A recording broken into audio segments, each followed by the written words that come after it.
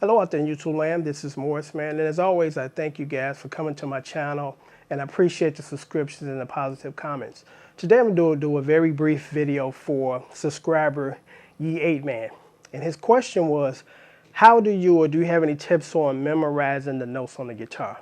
And I want to say this first and foremost. I don't know any guitar player that knows every single note on the fretboard. I just don't. But it's good to know if you're doing tabulation or writing scores. But basically, as far as your soloing, you're working on or concentrating on your scales. Not so much the notes, but where your fingers should be within that scale and within that key structure. And how I've come to learn the majority of the notes on the guitar is this way. Met a gentleman, an instructor in Chicago. He's a phenomenal instructor and player. His name is Frank Rumoro. Well, actually, it's Rumoro. And he gave me this sheet. And the sheet basically teaches you how to play major minors, suspended fourths, sevenths, and major sevenths on the root on the sixth string, which is E, and then the root on the fifth string, which is A. And if you just memorize these two here, and if anybody want a copy of this, I can send it to you in PDF form because it's very useful to have. Just learning these two here and adding, knowing how to finger the ninth chord and the diminished chord, I'm able to play just about anything because as you can see, I got over 400 some videos now. And I play all these songs based on just these two, chord finger grips. And again, it steps up a few others, the ninth chord and major seventh chord and diminished. And I rarely use diminished chord unless I'm doing some jazz stuff. But the pop stuff, you really don't have to worry about that type of chord. But for like bass players, well, let me say this first. Just repetitions. I mean, the more you play, okay, this is a G chord. This is a C major 7, right on the fifth string. After a while, you start to memorize these just by playing them all the time. And what's interesting is, like for bass players, if you just learn these two notes here, those strings, the E and the A, guess what? You already know the other two strings. And the reason being is that this is a G note here. Sixth string, third fret. Guess what? This is a G note here on the D string. It's an octave of each other. So if you know this string, you're automatically going to know the string after the next string.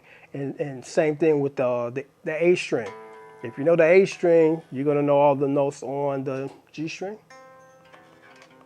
Yeah, G string.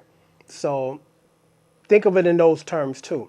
But again, not trying to steer you the wrong way, but I wouldn't focus on or concentrate on, I got to know every single note up and down here because that's kind of a waste of time and most of us can't keep all that information in our brains. So again, just concentrate on your scales, because again, that's more important than really knowing the notes. But it's good to know the notes. I'm not saying that, you should know them.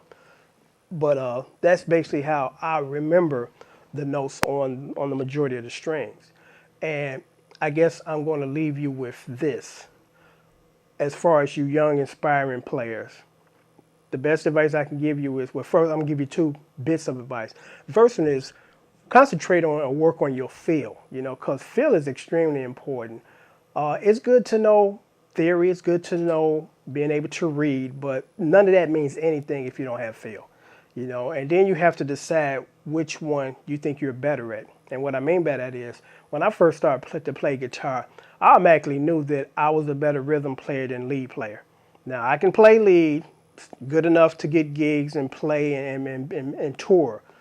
And I've posted a couple of solos. I did a Prince solo with Bambi. I did a great job note for note, but they took it down because, Prince is tripping. But my forte is rhythm. I love to play chords because the foundation of a song is chords. As far as solo stuff, you get a couple of bars in the song to solo, and that's it. You're not going to solo all throughout the song unless you're in the Isley.